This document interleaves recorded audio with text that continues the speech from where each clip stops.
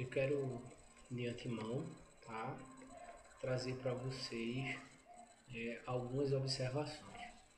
Gente, pedir a vocês que estudem, tá, para o simulado semana que vem, estudem todo o assunto voltado para o continente asiático, tá?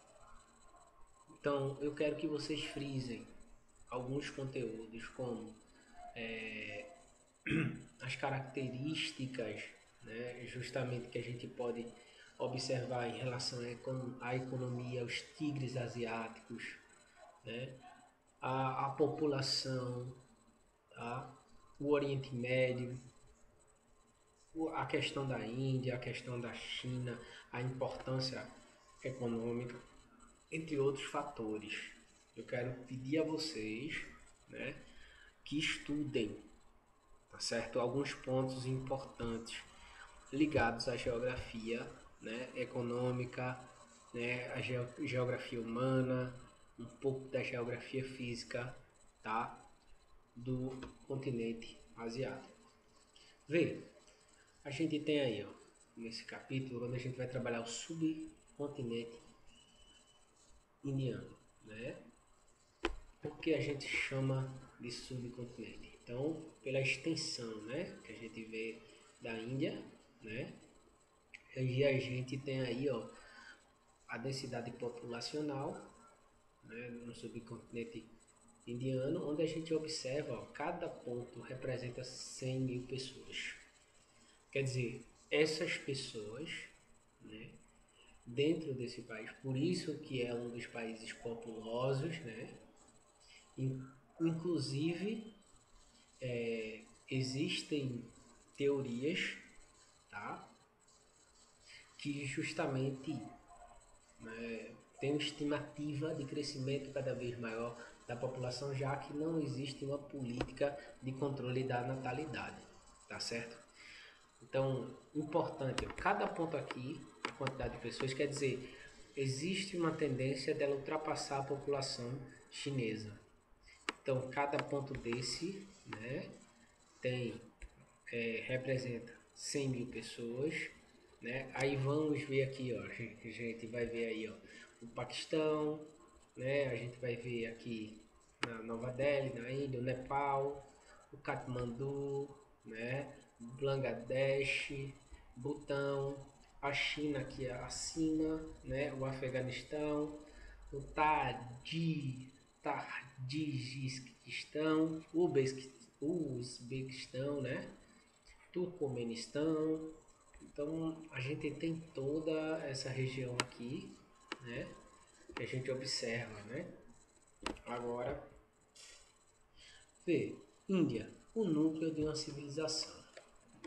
A Índia nunca existiu como uma entidade política unificada antes da sua independência em 1947, né? Vejam, né? Não era uma entidade, só passou a ser a partir de 47, 1947. Os primeiros núcleos de povoamento surgiram em torno de 3000 a.C., tá? Então quer dizer, os primeiros núcleos, 3000 a.C., vê que interessante aí, né? A civilização tem sua origem por volta de 1500 a.C., dos arianos. No século VI, o budismo, né, antes de Cristo, chegou à região. Então quer dizer, gente, vejam, no século VI a gente já vai ter o budismo, né? Já vai ter o budismo, por isso que a gente vai ver que a região, essa região, justamente, existem muitas pessoas que seguem, né, essa religião, que influenciou e tem influenciado a cultura, né, local. Claro que a gente tem né, a gente tem outras religiões presentes, tá? Então não pense que só porque o budismo chegou, né, no século VI a.C., que ela vai dominar, né? A Índia medieval começou a ser pressionada pela expansão islâmica no século IX depois de Cristo. Quer dizer, essa expansão islâmica, o islamismo crescendo, né? E houve uma pressão né, justamente na região, onde a gente vai observar que também existe uma certa influência, né, nas religiões asiáticas.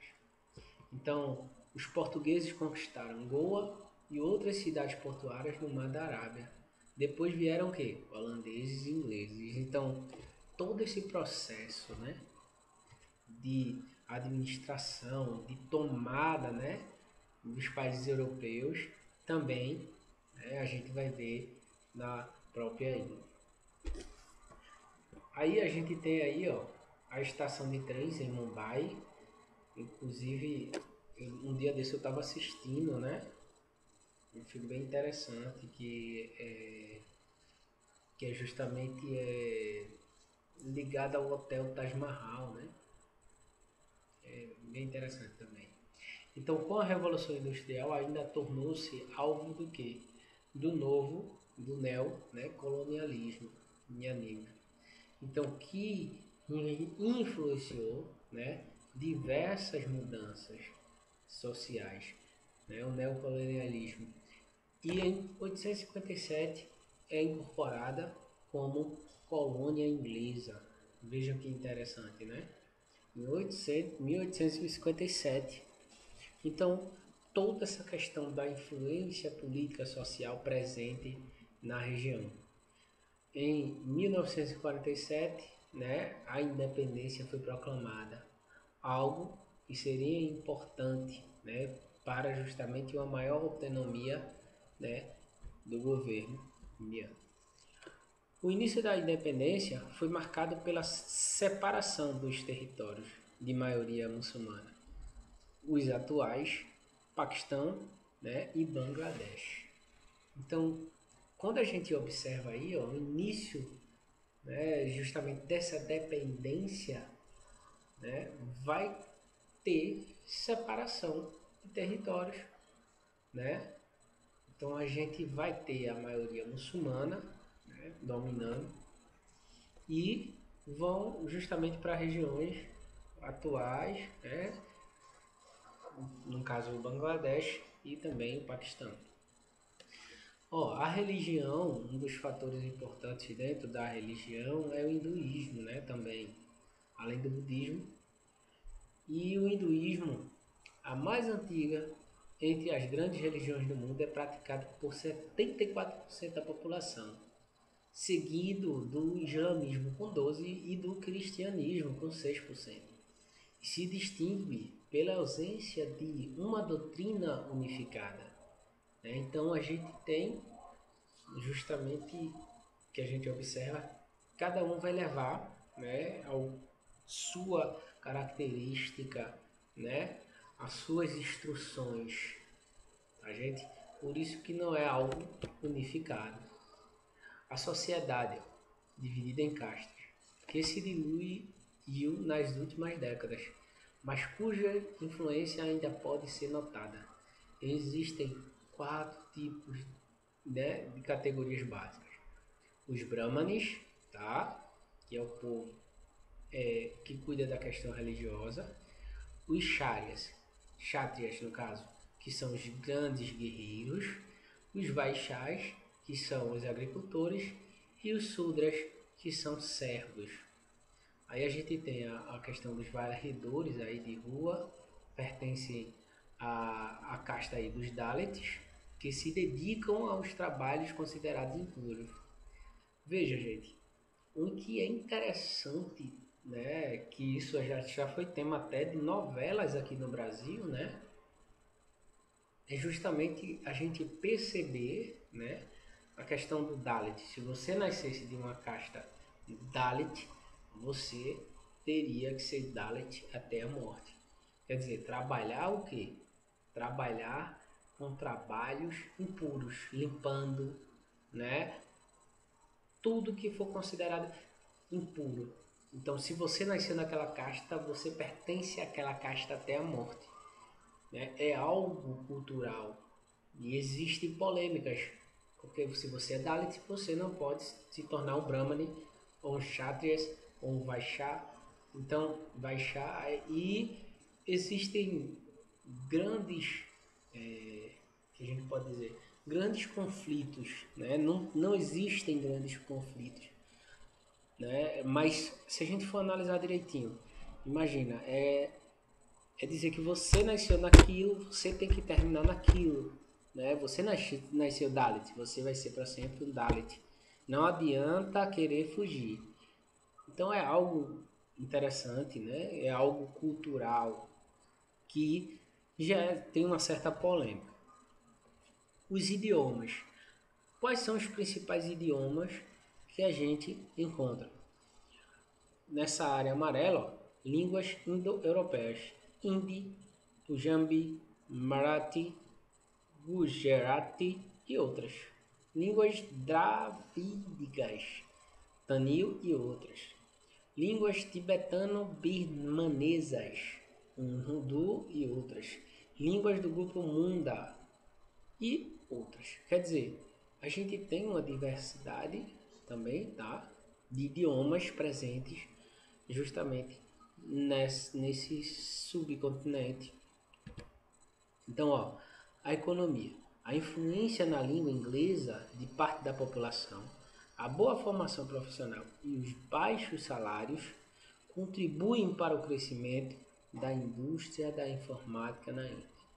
Quer dizer, gente, vê, cada vez mais o investimento na língua inglesa na região, a formação profissional, ó, que é ótima, tá? E os baixos salários que são pagos, né? Faz com que a indústria de informática na Índia ela cada vez mais o quê? Aumente. Além disso, a gente tem os conflitos internacionais que a gente vai citar aí, ó, quando a gente cita a Índia e o Paquistão. Ó, tumultuada a partilha do território envolvendo a região da Caxemira. Gente, a região da Caxemira é uma região, ó, muito importante, tá? Ó a Caxemira aqui. E existem conflitos, né, justamente de briga política por essa região, tá? Então, o que é que a gente vai observar? Então, a Índia e a China, né? O Paquistão brigando com a Índia por causa da Caxemira. A Índia e a China têm uma tensão, né, nas fronteiras, onde, dentro de conflitos militares de 1962, os países mantêm as relações muito frias, tá? Desde esses confrontos de 62, quer dizer, algo que ainda não passou, tá?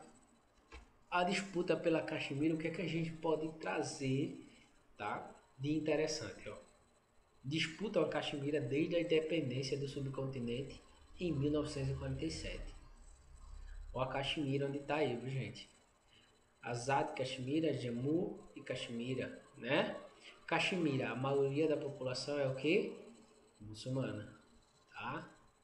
1980. Crescimento do fundamentalismo muçulmano fortalece movimento, né, separatista. Então, são fatores importantes, né, que a gente tem que debater e que tem que prestar atenção. Inclusive, gente, o que é que eu peço a vocês? Não ficar preso a esse material. Vocês têm um livro. O livro é o melhor caminho para a gente chegar, tá? E se dar bem nessa prova, né? Então, no caso que é um simulado, né? É um simulado.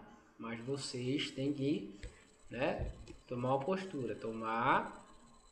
E aí a gente vê, ó, uma região controlada pelo Paquistão, né?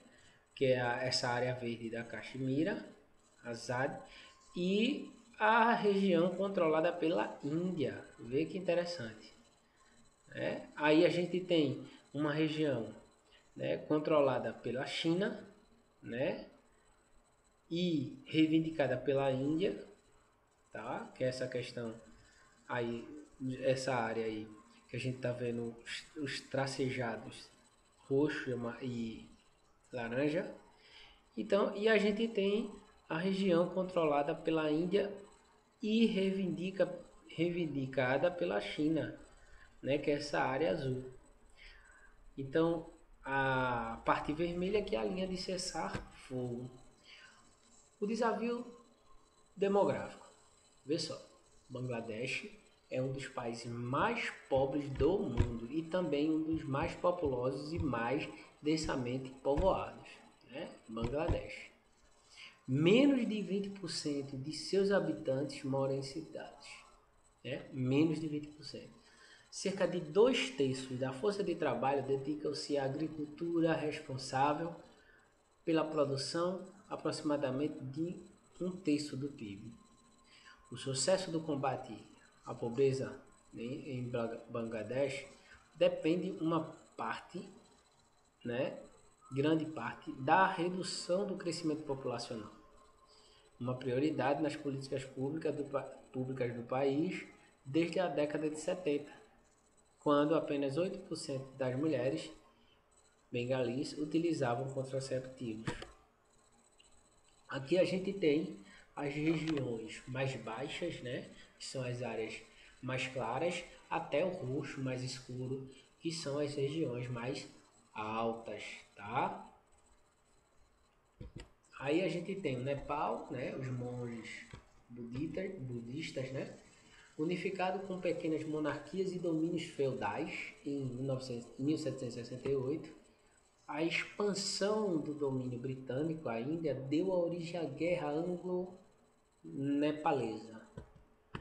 E daí, a gente, em 1924, o Nepal se tornou independente, mas continuou a fornecer soldados para as tropas britânicas, os Gurkhas. Os últimos Gurkhas a serviço da Grã-Bretanha foram dispensados em 1997. Então, aí ó, o regime monárquico vigorou, né, no Nepal até maio de 2008, quando foi substituído por uma república parlamentarista, tá certo?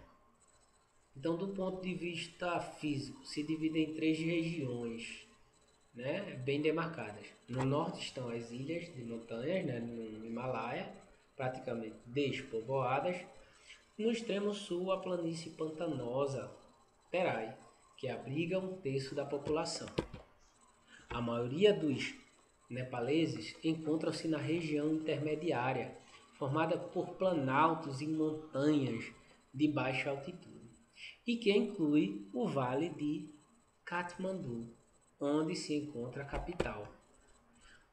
Vamos ver aí, ó, Butão. O que é Butão? Professor, Butão é um botãozinho que a gente aperta a camisa. Nada a ver, pessoal. Que ideia é essa? Né? Butão está localizado nas encostas do Himalaia.